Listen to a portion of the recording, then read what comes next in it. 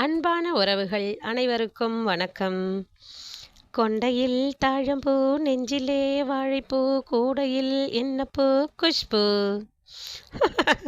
குஷ்புவும் இல்லை, குங்குமம் இல்லைங்க, வாழைப்பூ தாங்க இது. பாருங்க, துவர்ப்பு சுவையுடைய வாழைப்பூவில் பல நன்மைகள் இருக்குது.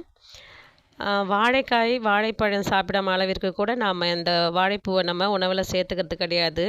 அதற்கு காரணம் இது கொஞ்சம் சுத்தம் செய்ய நேரம் ஆகும். அதனால தான் இங்கே பாருங்கள் எவ்வளவு அழகாக இருக்குது வரிசையாக இந்த பூ, புது பூ பார்க்கும்போதே ஆசையாக இருக்குது பாருங்கள். இந்த பூவில் தான் பல நன்மைகள் இருக்குது. சர்க்கரை நோயாளிகள் வாழைப்பூ சாப்பிடுவதால் இரத்தத்தில் கலக்கும் அதிக அளவு சர்க்கரையை கட்டுப்படுத்தும். வயிற்றில் அல்சர் புண் இருந்தால் வாழைப்பூ சாப்பிடுவதால் விரைவில் குணமாகும். இரத்த சோகையும் வராது. பெண்களுக்கு ஏற்படும் கர்ப்பப்பை கோளாறு மற்றும் மாதவிடாய் பிரச்சனைகளுக்கும் இது சிறந்த மருந்து. பாருங்கள், சுத்தம் செய்ய நேரம் எடுத்துக்கும் அப்படின்னு சொல்கிறோம். நான் விரைவில் சுத்தம் பண்ணிட்டேன் இந்த பூவை. எவ்வளோ பூ இருந்தாலும் விரைவாக சுத்தம் செய்திடலாம்.